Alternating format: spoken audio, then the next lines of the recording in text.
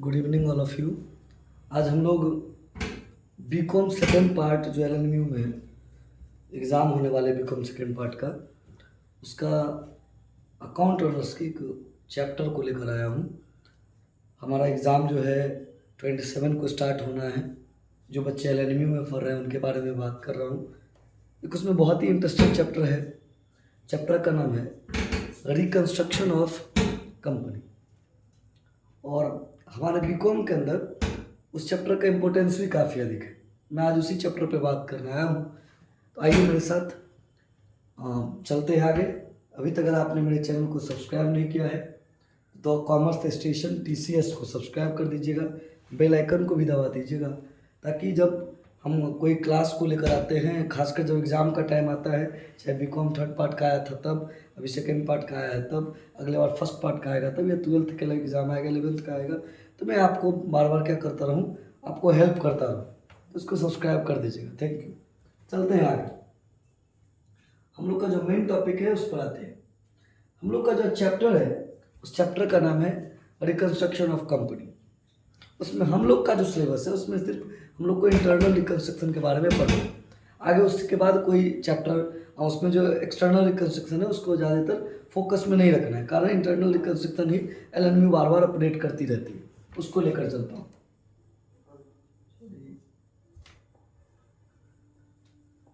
आइए हम आपको आगे लेकर चलते हैं।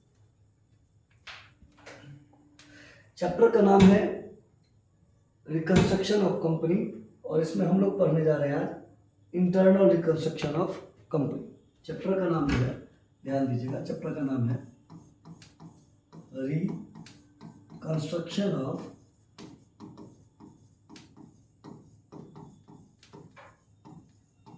कंपनी। इसमें हम लोग जो पढ़ने जा रहे हैं वो पढ़ने जा रहे हैं इंटरनल रिकंस्ट्रक्शन। क्या पढ़ने जा रहे हैं? Internal reconstruction. ठीक, इसको बहुत सारे लोग कैपिटल रिडक्शन के नाम से भी जानते हैं। किसके नाम से जानते हैं? कैपिटल रिडक्शन के नाम से भी जानते हैं। ठीक, अब चलते हैं इस पर। हम कुछ पहले से लिख कर रखे हुए आप लोगों के लिए, उस पर चलते हैं। इसी को हिंदी में आंतरिक पुनर्निर्माण भी कहा जाता है।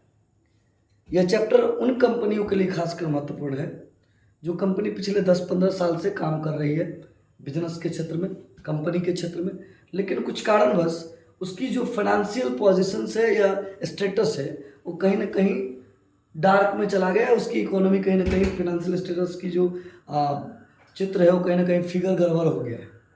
किसी न किसी रूप से उसकी फाइनेंशियल स्टेटस हिल गई है। जैसे हम नोकिया को एग्जाम्पल में ले लेते हैं। नोकिया एक अपने आप में एक बड़ी कंपनी थी।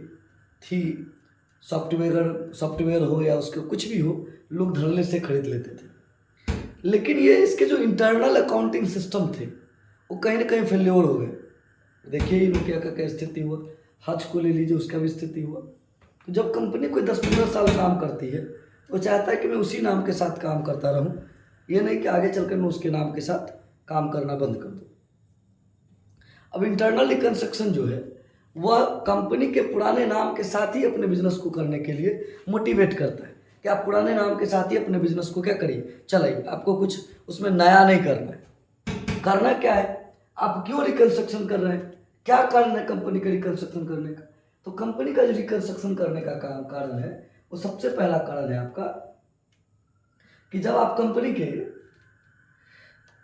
बैक में जाते हैं तो क्या देखते हैं कंपनी के बैक की स्थिति। मान के चलिए एक बैलेंस शीट हम लेते हैं। यहाँ पे मेसर्स बेस्ट लिमिटेड का मैंने एक बैलेंस शीट बना के रखा है ऑलरेडी। मैं इसलिए बना के रखा था ताकि आप लोग को जल्द से जल्द बातों को समझा सकें। अब इस बैलेंस शीट को देखने के बाद शायद आप अभी नहीं समझ पा रहे होंगे कि बैलेंस शीट अपने आप में बैड फाइनेंशियल स्टेटस को क्या करता है, प्रूफ फिगर को प्रूफ करता है। लेकिन आपको जब मैं बताऊंगा, हो सकता है आप समझ भी गए होंगे, जब मैं बताऊंगा तो थोड़ा सा और ज़्यादा आपको बातें समझ में आए। देखिए, इस कंपनी का इक्विटी शेयर कैपिटल जो है वो कितना है, ध्यान दीजिए। इस कंपनी का इक्विटी शेयर कैपिटल है बाबू रे 200। इस कंपनी का पीएल कितना है 150। और इधर का पीएल होता क्या है? इधर का पीएल होता है लॉस। इधर का पीएल क्या होता है? लॉस होता है।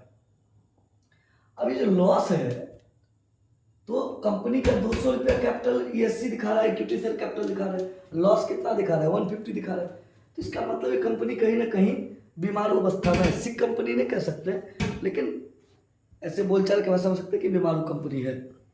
अब इस कंपनी को हमको क्या करना है, सही तरीके में लाना है। कैसे लाएंगे, तो इसके लिए आपको एक चीज ध्यान में रखना है।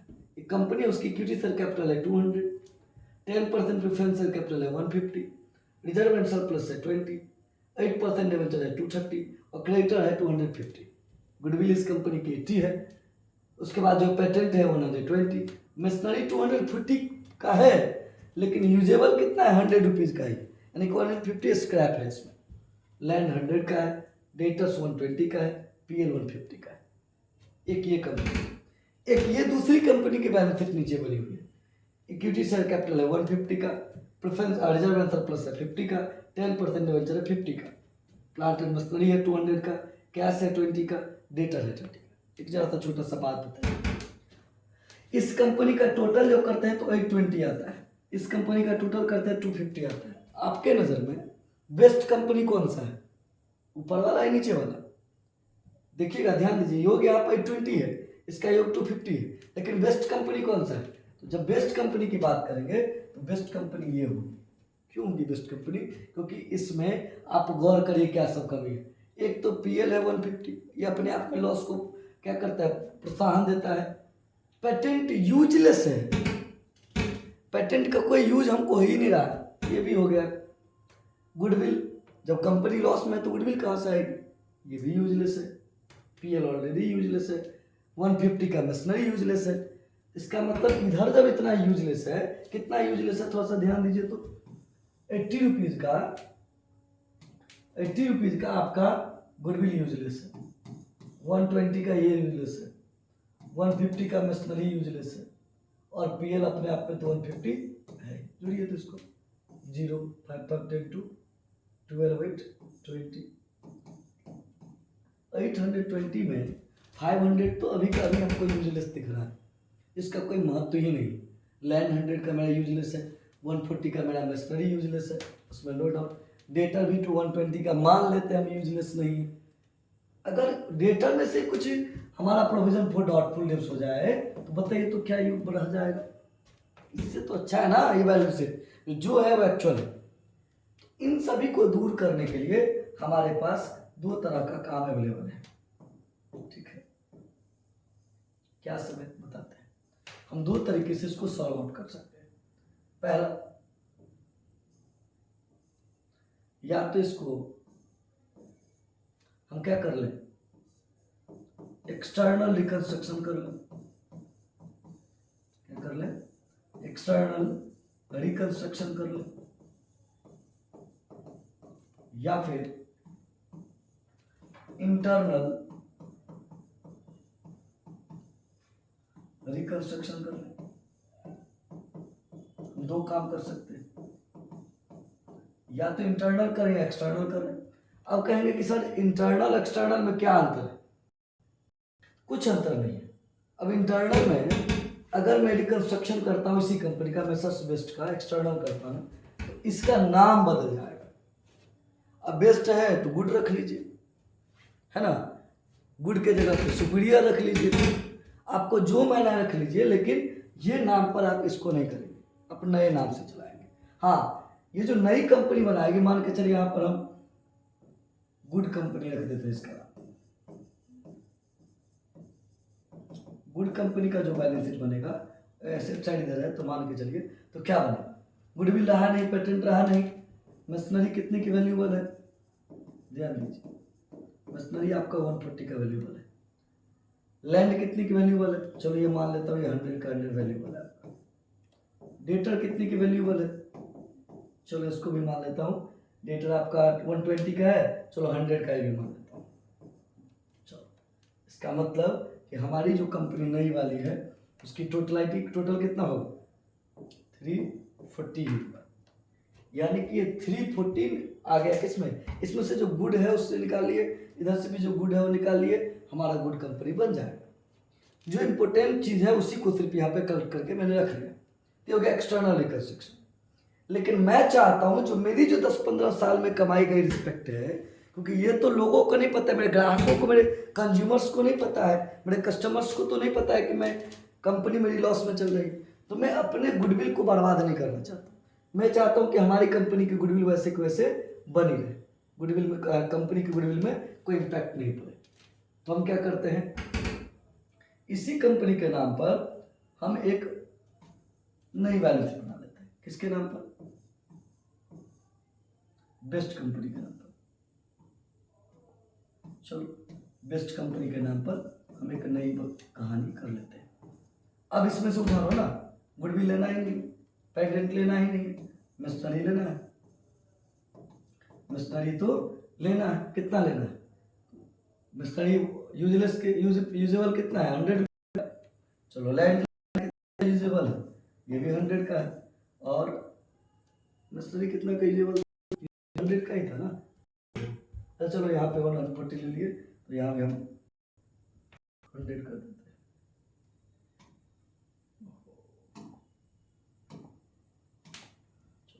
यहाँ पर हम मशीनरी 100 का ही यूजेबल है, लैंड भी 100 का है, ये 300 का ही हो, तो यहाँ भी लैंड हो गया। उसके बाद डेटर ले लीजिए, ये भी कितने का? 100 का, 300। देखिए अमाउंट दोनों में सेम ही है ना, इधर भी 300 हुआ, इधर भी 300 हुआ।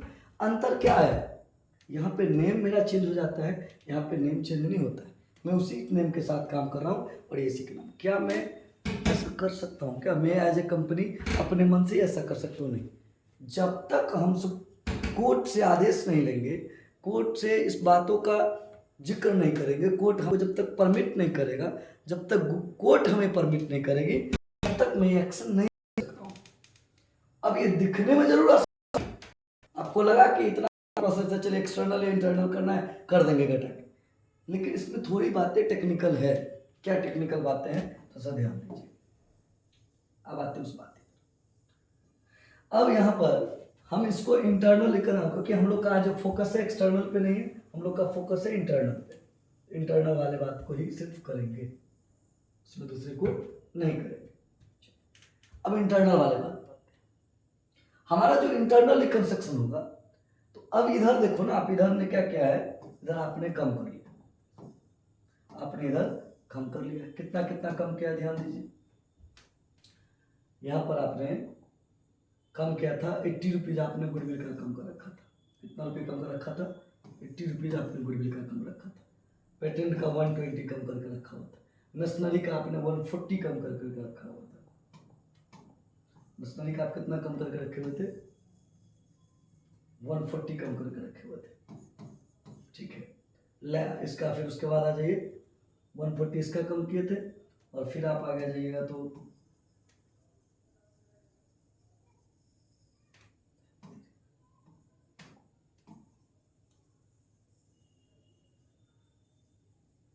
140 इसका कम किए थे। 100 लैंड पे कोई प्रभाव नहीं किए थे, 20 रुपीज डेटर में से काटे थे, और 150 इसमें से काट लिए थे। टोटल कितना काट लिए? 0। 8 to 10 4 14 to 16 5 1 510 हम काट लिए यहाँ से। अब अगर मेरा बैलेंस से 510 कम हो रहा है, तो इधर से भी कम होना चाहिए, तभी ना जाके बैलेंस मिलेगा। अगर मैं इधर से कम कर दे, इधर से नहीं कम करूंगा, तो फंस जाएगा मैटर। और अपने मन से कम भी नहीं कर सकता कि इक्विटी को कुछ कर दे, प्रेफरेंस को कुछ कर दे, रिजर्व एंड सरप्लस को कुछ कर दे, डिवेंचर कुछ कर दे, नहीं, ऐसा नहीं पॉसिबल है। तो मैं इसको कैसे कम करूँ? तो इसको लेके एक स्टोरी समझ लीजिए। स्टोरी समझ में आ जाएगा तो बातें आपको समझ में आ जाएगी। इसका स्टोरी क्या है? सबसे पहले हम डिवेंचर वाले को बुलाएंगे, बोलेंगे भैया चलो मीटिंग करना है आपके साथ। कैसा मीटिंग करना है? आओ ना, बात करेंगे ना, कंपनी को लेकर ही मीटिंग करना है। चलो क्या दिक्कत है, करते हैं मीटिंग। वो आया, उसको चाय, अच्छा खासा नाश्ता, पानी दिया, बोला भैया पियो। नाश्ता किया, पानी पिलाया, चाय पीते समय रोक दी कि भैया 1 मिनट थोड़ा सा समय दीजिए, अब मैं मीटिंग को लेकर चल रहा हूँ, अब बोलो। बोला देखो कंपनी का तो स्थिति देख ही रहा है कितना गंदा है भैया, पीएल जा रहा है 150 रुपया लॉस में मेरा पड़ा हुआ है। हाँ ये तो देख रहे हैं बहुत लॉस में तुम्हारी कंपनी है। उससे हमको क्या है, हमको क्यों मीटिंग में बुलाए हो? ये बात तो ये दोनों रिस्क उठाएंगे, अपने कैपिटल वाले, प्रेफरेंस कैपिटल वाले। हमको क्या मतलब है? टोटल रिस्क किसके ऊपर? ये ऊपर है, हमें क्या लेना देना? बोलेगा अच्छी बात बोले हो तुम, लेकिन एक बात बताओ, मैं कंपनी को बंद कर दूँ? या कर दो, हमको तो मेरा पैसा देना है। ठीक, कंपनी को मैं लिक्विडेशन कर देता हूँ। मैं तो लिक्विडेटर रेम्युनरेशन को भी पे करूँगा, बोलो ना हाँ या ना? करेंगे।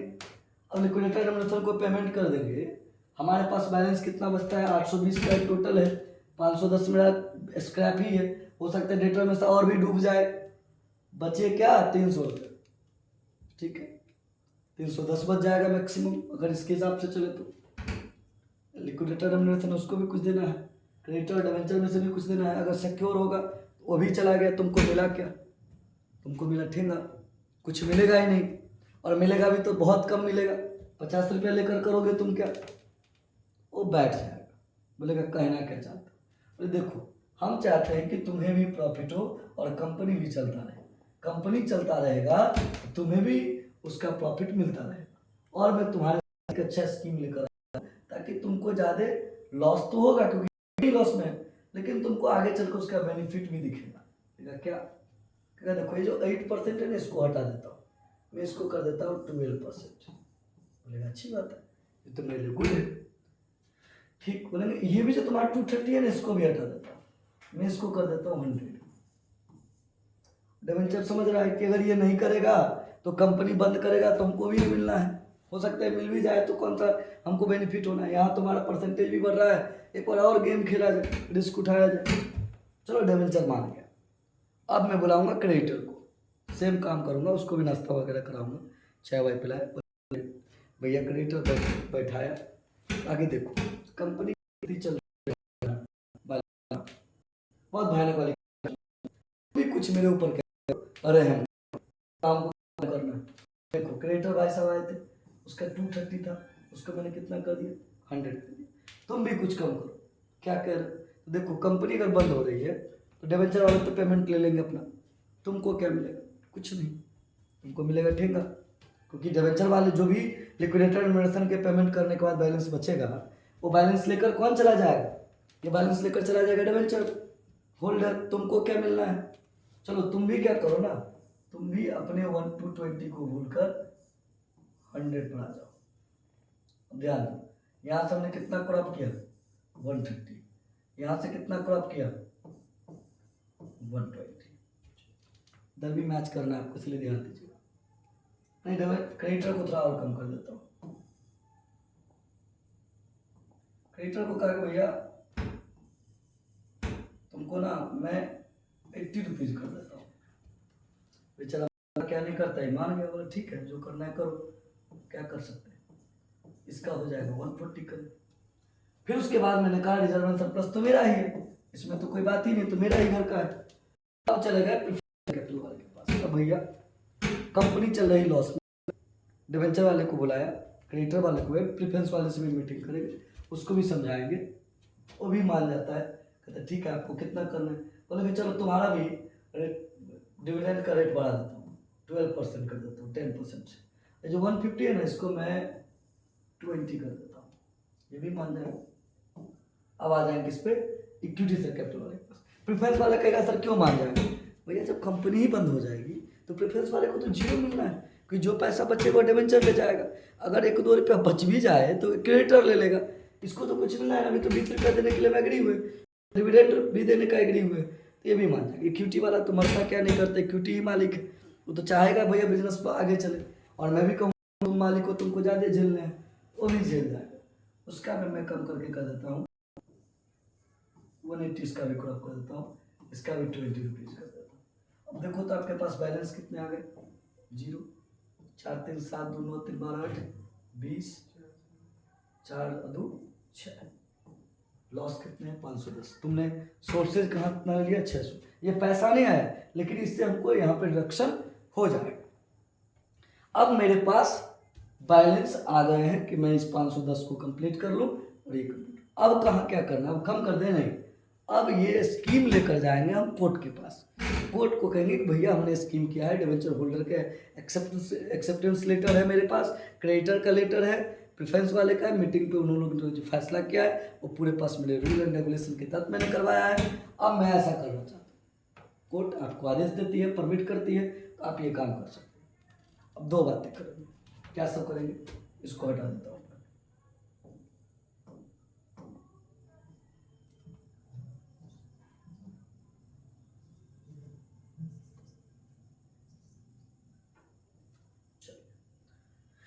दो बातें पहले होंगी इसमें।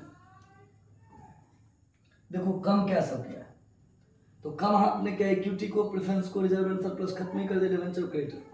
अब आप क्या करो, अब अकाउंटिंग ट्रीटमेंट की दुनिया में आपको क्या करना है, इसका दो काम करना है। एक तो बैलेंस शीट बनाना है।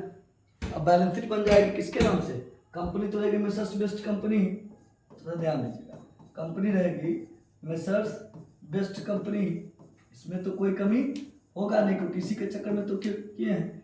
लेकिन भैया रे, आपके पास जो न्यू इन्वेस्टर आएगा उसको तो पता ही नहीं चलेगा कि कंपनी कभी जो है सो लॉस में थी। इसीलिए कोर्ट कहेगा कि जब आप नए बैलेंस शीट बनाओगे तो वहां उसके मुंह पर या तो आफ्टर कैपिटल रिडक्शन लिख दो, क्या लिख दो, आफ्टर कैपिटल रिडक्शन लिख दो, आफ्टर कैपिटल रिडक्शन लिख दो, या फिर एक काम करो, क्या लिख दो, इंटरनल रिकंस्ट्रक्शन लिख दो। ये ऐसा सिंबॉलिक लिख दो ताकि पता तो चले कि कंपनी आफ्टर रिकंस्ट्रक्ट है। ठीक है, अब इसके करने के लिए आपको न्यू बैलेंस शीट बनाना पड़ेगा, लेकिन उससे पहले आपको एक काम करने हैं। क्या करने हैं, एक काम करना है, जर्नल तैयार करना। अब जर्नल कैसे करना, तो जर्नल बनाने के लिए सिंपल है, जितना चीज इधर कम किए हैं उसके लिए डेबिट करना पड़ेगा। पहले लेते हैं क्रेडिटर,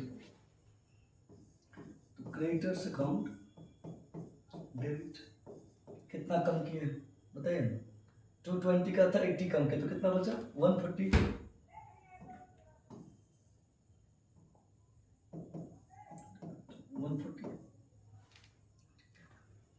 आगे आ जाइए, टू कैपिटल रिडक्शन अकाउंट, क्या लिखेंगे, टू कैपिटल रिडक्शन अकाउंट 140 हो गया, बीइंग क्रेडिटर्स रिड्यूस टू 140 लिख सकते हैं। सेकंड एंट्री में आ जाइए, डिवेंचर को कम करना है। डिवेंचर खत्म नहीं किया है, बहुत कम नहीं किया, उसमें नया भी कम, नयापन भी किए हैं। हमने क्रेडिटर को खत्म तो कम तो किया, उसमें नया कुछ नहीं किया, इसलिए सिर्फ 140 को वैल्यू किया। डिवेंचर में हमने नया किया, क्या क्या है नया, तो देखिए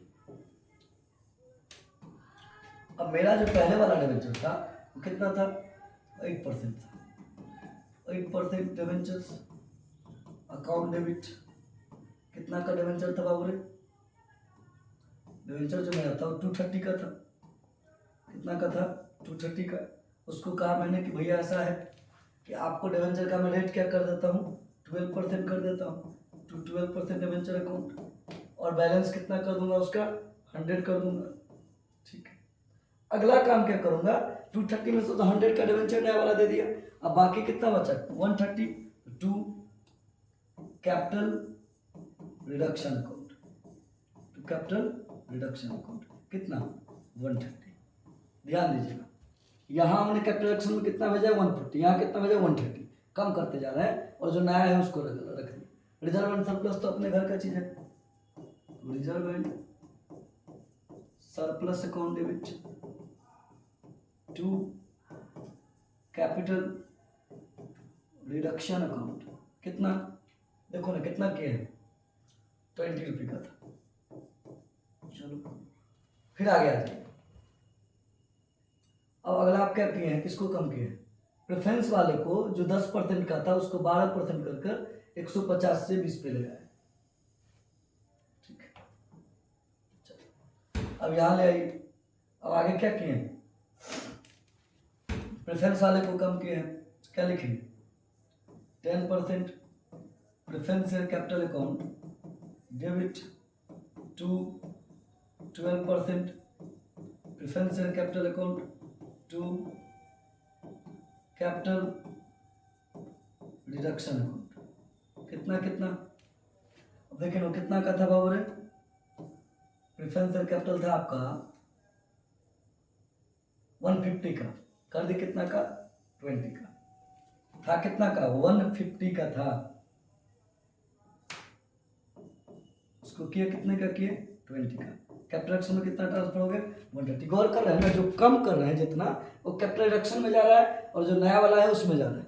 या फिर अगर नया वाला कुछ नहीं हुआ तो डायरेक्ट ऐसे क्रेडिटर के कहते हैं creditor account debit to capital reduction account. फिर आगे फिर इक्विटी वाले को कम किया है, इक्विटी वाले का फिर एंट्री वही होगा।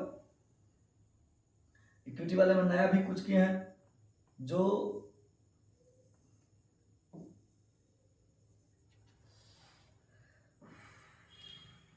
इक्विटी वाले में आ जाइए। यस, देखिए इक्विटी वाले में कितना का था 200 का था, उसको मैं कितना पे लाया 20 पे लाया, ठीक है।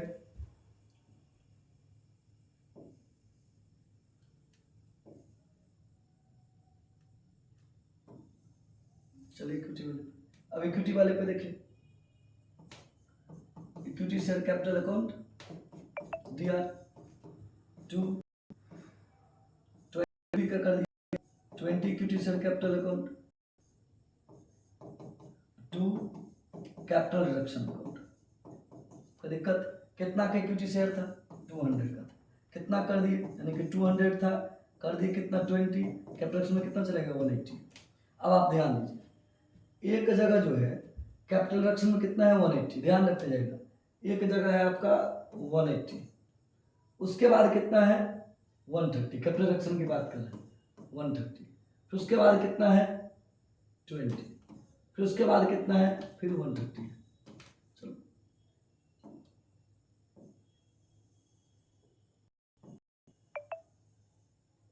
चलिए, और फिर कितना होने के बाद यहाँ के देखिए तो यहाँ है 140 है ना, 140 बस 140, सबको जोड़ेंगे तो कितना हो जाएगा, जोड़ेंगे तो 0 0 0 0 0 4 3 7 2 9 3 12 8 कितना 20 600।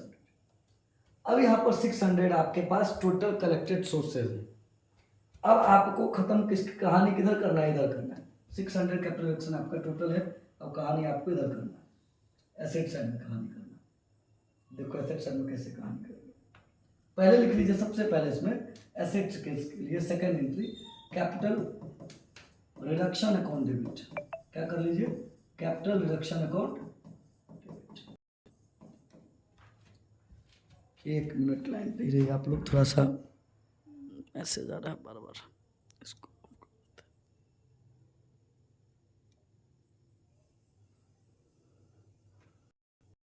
एक मिनट।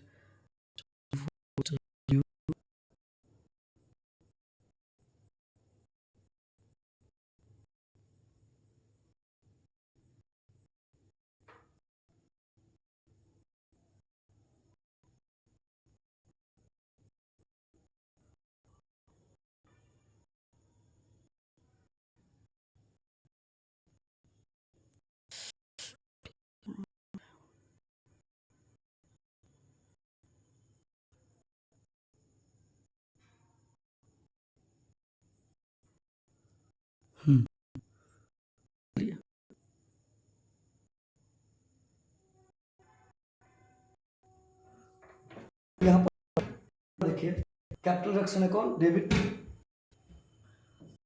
किस किस को कम किया, गुडविल को खत्म टू गुडविल अकाउंट, किसको खत्म किया पेटेंट को खत्म किया पूरा पूरा टू पेटेंट अकाउंट, फिर किसको खत्म किया मशीनरी को कम किया टू मशीनरी अकाउंट, जिसको कम किया लिखते जा रहे हैं, फिर किसको कम किया लैंड पे कोई प्रभाव नहीं टू डेटर्स, और फिर टू पी। अब देखिए तो कितना कितना, इधर मेरा अमाउंट कितना है 600 है ना, गुडविल का कितना अमाउंट है 80, फिर उसके बाद 120, फिर उसके बाद 140, फिर उसके बाद 20, फिर उसके बाद 150, टोटल को जोड़ के कितना आया था 510 आया था ना। यहाँ पर कितना है 600, अंतर आ रहा है ना कि 600 कम कितना करना है 510 से कम कितना कर दिए 600, तो 90 रुपया को क्या करें, अब ये जो 90 रुपया बचा ये चला जाएगा हमारा कैपिटल रिजर्व में, कहाँ चला जाएगा कैपिटल रिजर्व में, टू कैपिटल रिजर्व अकाउंट, कितना 90। बस जर्नल में इससे कहानी कुछ ज़्यादा नहीं है। अब कहेगा सर अगर ये कम हो जाता तो ये 600 के बदले 500 आता, ये 510 होता, तो ऐसा पॉसिबल नहीं। अगर आप अपने घर को मरम्मत करवाइएगा और कहिएगा क्या सर जो मेरे घर में छत में जो सीलन है वो रहने दीजिए, जहाँ से पानी टपक रहा था बारिश होने पर। ऐसा कोई बेवकूफ़ आदमी होगा जो सीलन छोड़ देगा घर में ताकि फिर से मरम्मत होने के बाद भी बारिश का बूंद हमारे घर तक आते रहे? ऐसा कहीं पॉसिबल नहीं है। इसलिए जब भी हम रिकन्स्ट्रक्शन का काम करते हैं बड़े सोच समझ के करते हैं, और उसको क्या करते हैं, बराबर कम से कम 510 तक तो हमको कम करना है। जितना हमारा इधर कैपिटलाइज हो गया उतना तो कम से कम करना है, उसके बाद ही हम उसको ख़त्म कर सकते हैं। और नहीं तो बढ़ गया तो कैपिटल रिजर्व में ट्रांसफर कर दें। मतलब ये जो रिकन्स्ट्रक्शन है ना, इंटरनल रिकन्स्ट्रक्शन, ये पूरा समझे ना, एक घर है उसको मरम्मत करे, पुराना घर है उसके घर का नामो निशान वही रहेगा, बस उस घर को अंदर ही अंदर हमने क्या किया, रिकन्स्ट्रक्शन किया। बाहर के लोगों को यही पता है कि घर वही है, घर में कोई चेंजेस नहीं है, बस यही हो गया इंटरनल रिकन्स्ट्रक्शन। अब इसका बैलेंस शीट बनाएंगे तो कैसे बनाएंगे? अब इसके बाद हम बैलेंस शीट दिखाते हैं वो कैसे बनेगा। नाम तो वही रहेगा, बेस्ट लिमिटेड, नाम में कोई चेंज नहीं रहेगा। Balance sheet of best limited, यहाँ पर हम क्या लिखना है, आफ्टर रिडक्शन लिख दीजिए, आफ्टर रिडक्शन लिख दीजिए, ठीक है। अब यहाँ पर क्या करिए, यहाँ पर आप लिख दीजिए इक्विटी शेयर कैपिटल, फिर प्रेफरेंस शेयर कैपिटल, फिर डिबेंचर, और फिर क्या था, क्रेडिटर था। बस इधर कैसा बचा है, अब यहाँ जाए ना, बैक हो जाए, देख लीजिए क्या सब है आपके पास। आपका इक्विटी शेयर कैपिटल है 20 रुपये का, प्रेफरेंस है 20 रुपये का, रिजर्व एंड सरप्लस खत्म ही हो गया, डिबेंचर है आपका 12% हो गया है 100 रुपये का, 20 इसका, प्रेफरेंस का 20, डिबेंचर हो गया 100, रेट इसका हो गया कितना 12%, और क्रेडिटर आपका कितना है, और प्रेफरेंस का रेट कितना है, प्रेफरेंस का रेट हो गया आपका, इसका भी 12 हो गया, और क्रेडिटर हो गया आपका 80 का। प्रेफरेंस का रेट 12% है और इसका रेट हो गया आपका 80 का। मतलब टोटल इधर जो बैलेंस है वो बाद में लिखें। चलिए इधर आते हैं। अब इधर आ जाइए, इधर आपने क्या क्या किया है, इधर आपने गुडविल को खत्म कर दिया, पेटेंट को खत्म कर दिया, मशीनरी को कितना रखा है, सिर्फ 100 रखा है, तो मशीनरी लिखिए, इधर मशीनरी लिखिए कितना 100 लिखिए। उसके बाद फिर आगे आ जाइए, इसके बाद आपको किसका लिखना है, लैंड कितना है, 100 का 100 है, डेटर भी आपको 20 से आपने कम किया है, तो लैंड को कितना छोड़ देना है, 100 का 100 छोड़ देना है, डेटर को कितना करना है, इसको भी 100 पे लगना है, ठीक है। चलिए और कुछ छोड़ दें, 100 हो गया, डेटर को 100 कर दिए, लैंड 100 कर दिए, लैंड 100 किया, ठीक है। मशीनरी को, ओहो, गुडविल पेटेंट 120, ठीक है, मशीनरी ठीक है। चलिए, और आपने कुछ किया क्या, नहीं किया, बस 300। इधर देखिए तो कितना आता है, 100, 180, 20, कुछ कम हो रहा है, क्या कम हो रहा है, याद आ रहा है, जनरल रिजर्व, कैपिटल रिजर्व। आपने जो कैपिटल रिजर्व निकाला था लास्ट में, कितना निकाला था, देखिए ना, कैपिटल रिजर्व आपका निकला था 90 निकला था क्या, एक बार इसको ठीक से करिए तो 80, 120 कितना हो जाएगा, 200, 340, 360, 460, 50, 510, ये तो ठीक है। कहाँ कम की, गुडविल खत्म ही कर दिए आप, पेटेंट को 120 का 120 खत्म किए, मशीनरी को कितना खत्म कर दिया, 140 में से 100 रखे, 140 खत्म कर दिए, लैंड को कितना किए, कुछ किए ही नहीं, डेटर को 20 से कम किए, पीएल आपने 150 पूरा पूरा खत्म कर दिया, तो 510 में से 820 में से 510 गया तो कितना बचेगा, 310 बचेगा ना। कहाँ क्या, कहीं तो आप मिस्टेक किए हैं भाई साहब, कहाँ मिस्टेक किया है, मशीनरी आपका 100 है, ठीक है, लैंड आपका 100 है, डेटर पे कुछ क्या है, डेटर आपका था 120, आपने 20 कम किया तो 100 बचा, ठीक है। कहाँ कम किया, कहाँ दिक्कत हुआ है, पीएल 150, 80 गुडविल खत्म, 120 का एक खत्म, 240 में से 150 खत्म, लैंड डेटर का 20 खत्म हुआ है, ठीक है। तो कहाँ 820 हो रहा है क्या, 0 0 0 8 10 4 14 2 16 5, अच्छा यही दिक्कत हुआ, 5 2 7, कुछ का 10 को बढ़ाना पड़ेगा, लैंड को ही 10 यहीं पे करना पड़ेगा, यहाँ पे मिस्टेक था, टोटल करने में मिस्टेक था, यानी कि मेरा बैलेंस शीट पहले से घटा हुआ था। अब लैंड को हम फिर यहाँ कर देते कितना, देखिए वहाँ से आपको मिस्टेक भी पता चल गया, 110। अब जोड़िए तो कितना होता है, इधर कितना हो जाएगा 320, इधर भी कितना हो जाएगा 320, हो गया आपका बैलेंस शीट सही। यहाँ जो आप मिस्टेक देख रहे थे ना, यहाँ इधर 820 था, इधर 810 हो रहा था, क्योंकि 10 रुपया इधर हम मिस्टेक से कर दिए थे, और 10 बढ़ा दिए तो 820 इधर भी होगा, 820 इधर भी हो गया, लैंड मेरा 110 का है, बस ठीक, 310 सॉरी, हाँ 310 हो जाएगा दोनों तरफ। इधर भी 310 हो जाएगा और इधर भी 310 हो जाएगा, और कुछ नहीं है, बस कहानी खत्म।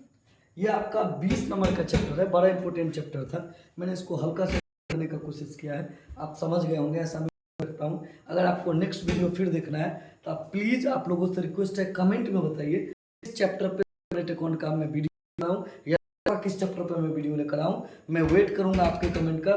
तब तक के लिए good, best of luck for